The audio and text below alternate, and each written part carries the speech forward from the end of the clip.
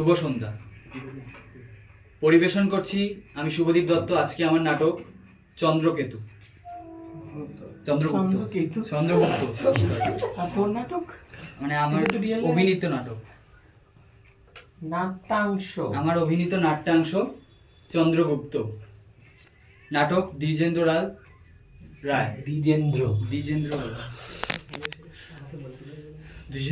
রায়। Tension করিস না, চল, কিচ্ছু হবে, ভালো হবে। শুরু হচ্ছে নাটক চন্দ্রগুপ্ত।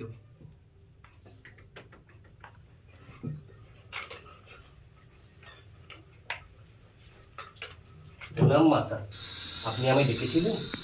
চন্দ্রকেতু, আজ চন্দ্রগুপ্ত দাক্ষিণাত্য জয় করে মগধে ফিরছে।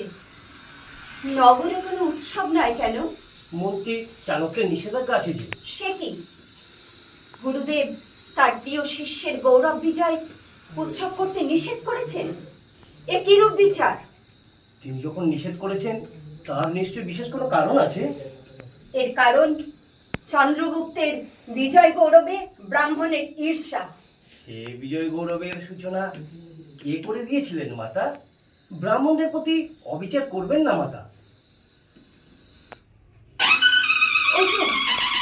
ওই তো বাদ্যযন্ত্র, আমার বৎস ফিরছে। আমি যাই প্রাসাদ শিখরে দাঁড়িয়ে আমি পূর্বের সমারোহ দেখব। আমি যাই। আজ অনেকদিন পর বন্ধুর জয়দীপ্ত মুখখানি দেখতে পাবো। আমার যে কি আনন্দ হচ্ছে। চন্দ্রগুপ্ত, চন্দ্রকেতু, তুমি আমার আদেশ পেয়েছিলে? কি আদেশ? এই আদেশ যে আমার নগরী আগমন উপলক্ষে নগরীতে আলোকিত হবে, এই আদেশ তুমি পেয়েছিলে? হ্যাঁ, পেয়েছিলাম। তবে সে আদেশ পালিত হয়নি কেন? মন্ত্রী চাণক্যের নিষেধাজ্ঞা ছিল যে। আমি পূর্বে অনুমান করেছিলাম। মগধের মহারাজ আমি না মন্ত্রী চাণক্য? চন্দ্রকেতু, মগধের মহারাজ চন্দ্রগুপ্ত। তবে যাও মন্ত্রীকে ডেকে পাঠাও। শুনুন মহারাজ, আমি কিছু শুনতে চাই না, মন্ত্রীকে ডেকে পাঠাও। প্রিয়বর, একটু আমি এর কৈফিয়ত চাই। উনি বললেন উনি যা বলবেন নিজে এসে এখানে বলবেন। মন্ত্রীকে ডেকে আনো।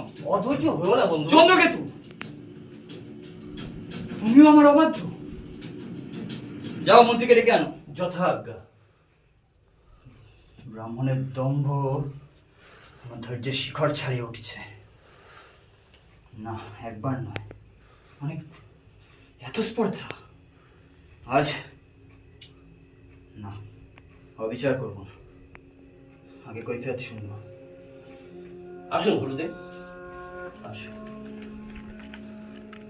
মহারাজের জয় হোক। প্রণাম মন্ত্রীবর।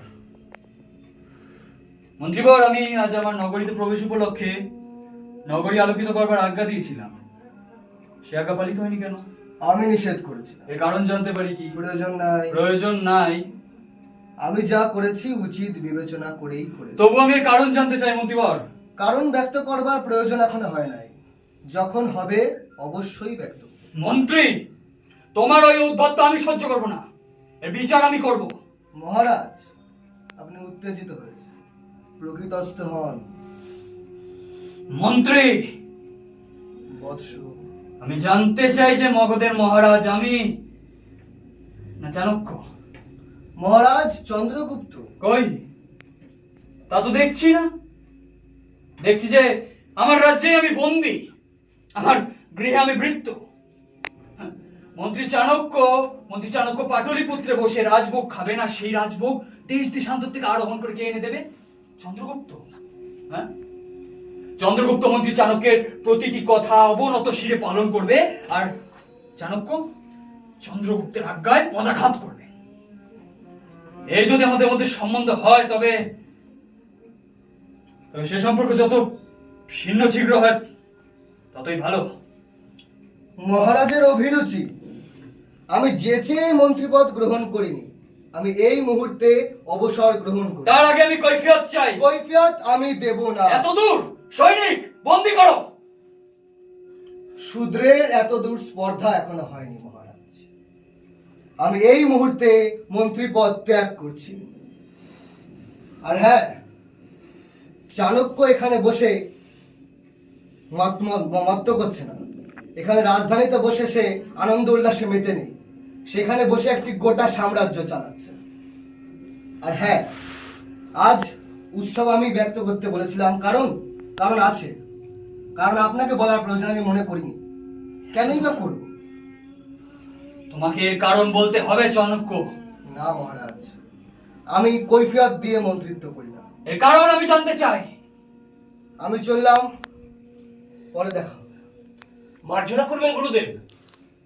শুনুন, যাওয়ার আগে বলে যাই, আজ আমি এই উৎসব ব্যক্ত করেছিলাম কারণ আজ আমাদের মধ্যে যে সেনারা এসে উপস্থিত হয়েছিল তারা সামান্য নয়, তারা আপনাকে আক্রমণ করেছিল। সেই কারণে তারা আপনার শয়নকক্ষে খুব খনন করে অপেক্ষা করছে। আমি তাদেরকে বধ করার জন্য সৈন্য পাঠিয়েছি। আর হ্যাঁ, মন্ত্রী সেলুলাস নদী পার করেছে। তারা আপনাকে বধ করার জন্য অপেক্ষা করছে। এখন নিশ্চয়ই উৎসবের সময় নয়। আমি চললাম। গুরুদেব, গুরুদেব মার্জনা করবেন। কৈফিয়ত দেওয়ার পর চাণক্য মন্ত্রিত্ব করে না।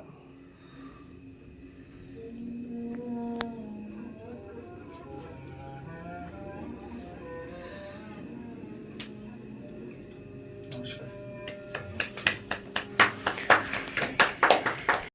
এটা তো 1 বছরের। আমি যার সাথে চাণক্য করছিলাম সে শেষের দিনে এসে বলেছে চাণক্য করবে। No, we are not looking for Chanakya. We are looking for an actor who is playing Chandragupta role. আমরা তো মানে চন্দ্রগুপ্তের যে অভিনয় করছে তার পরীক্ষা নিচ্ছি। We are not bothered about Chanakya. We are bothering about your performance. তো এটা তো একদিনের করার কথা নয়। চন্দ্রগুপ্ত একদিনে আমরা হয়নি। চন্দ্রগুপ্ত সম্পর্কে জিজ্ঞেস করছি। চন্দ্রগুপ্ত একদিনে হয়নি। চন্দ্রগুপ্ত আমি 15 দিনে প্র্যাকটিস করেছি। 15 দিন কেন? আমি তো সেটাই বলছি যে এটা তো একটা সারা বছরের পারফরমেন্স। আর তোদের তো এটা জানানো হয়েছিল আই গেস ফেব্রুয়ারি মার্চেই বলা হয়ে গেছিল। তো কারণ গত বছরে যখন হয়েছিল তখনই তো বলা হয়েছিল যে তোমাদের এরকম একটা করতে হবে পরের বছর, if I am not wrong.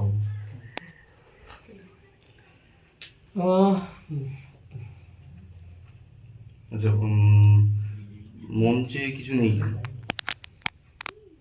ভাবাই যেত। মানে ধর, তুই তো তোর রাজসভায় ঢুকছিস বা যেখানে তোর ঘরে ঢুকছিস, আর যে ক্ষেত্রে কোনো তলোয়ারও নেই, কিছু তো নেই। আর যে আমি একটু বলি তলোয়ার নেই, ঠিক আছে? আর ইটস ওকে ফাইন, কিন্তু আমার যেটা সবচেয়ে খারাপ লেগেছে সেটা হচ্ছে যে this is an historical play. তার নোটেশনটা তো আলাদা, মানে তাদের বাচন ভঙ্গি তো আলাদা হবে। It's not a camera work.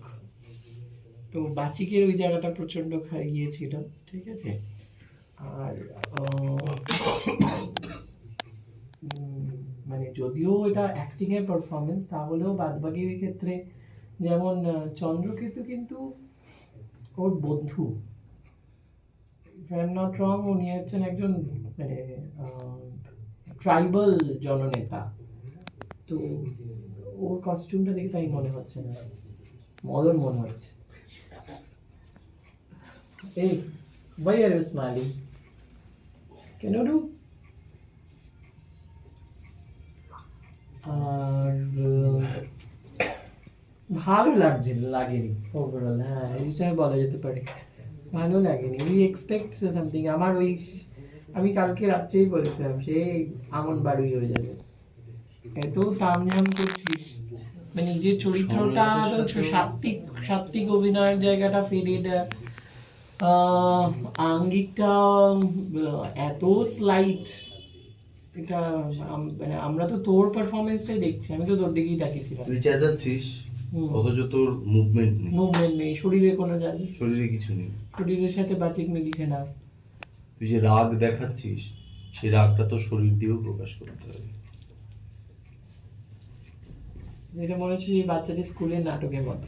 আর আরো কিছু আঙ্গিক প্রয়োজন, মানে তুই যেহেতু রাজার কিছু ধরন থাকে।